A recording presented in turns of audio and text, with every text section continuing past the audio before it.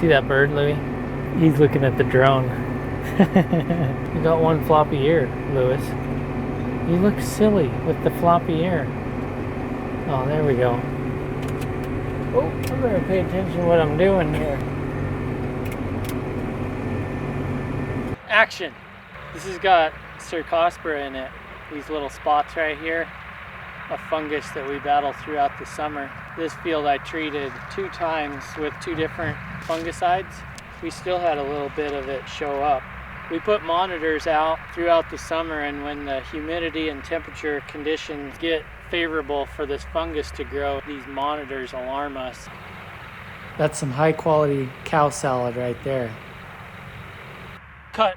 It's a good day. We can finally see the end is near.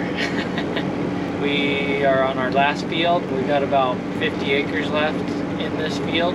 One good day should finish it up. Can't wait to be done with this crop. One of the longest harvests we've had.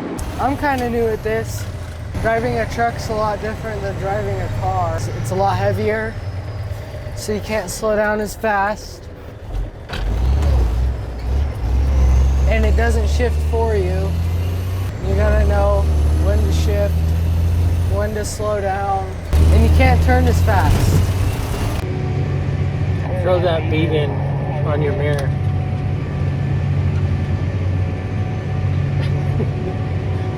Did I make it? Oh. I'm watching how full the truck is getting. And making sure I'm not running over beets. All at the same time. I've been driving the digger for about 2 years. It'll be nice to get this one behind us.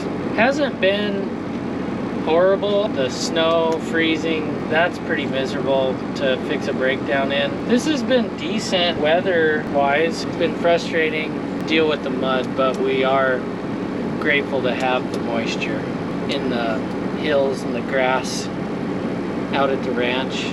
Definitely needed that moisture. I guess I could call my advisor, but Danny Miller doesn't get off till 5, and he probably won't answer his phone after that, so. Hello, you reached the cell phone of Danny Miller. Never answers. Hello? Clear?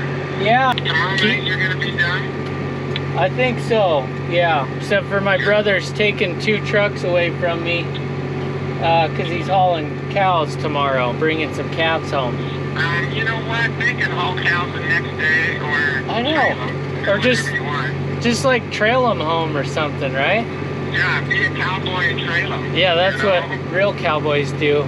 Cowboy up. Cowboy up. That's what they say. Are you doing cow work? To get any farming done. Yeah, I know. We're getting a cart behind the head of the horse or something like that. Are you doing cow stuff today?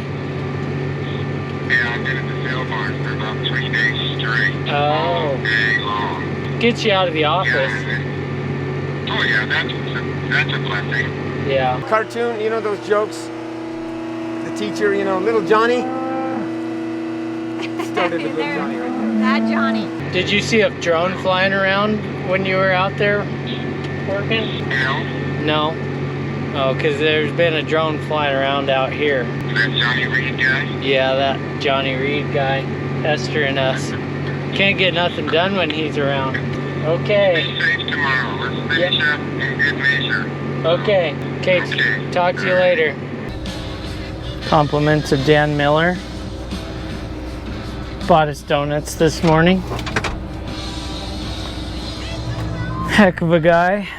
Dan Miller, why are you driving the cart today? Because I flunked chemistry.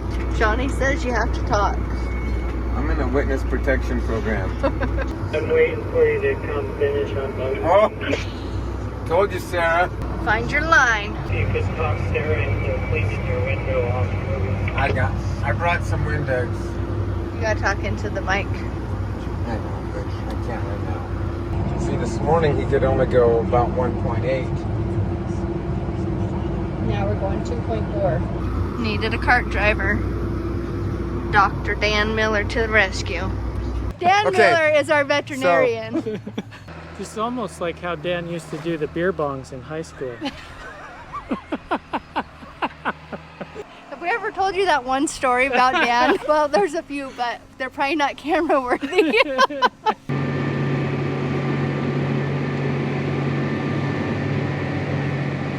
Old Danny Miller, farm advisor.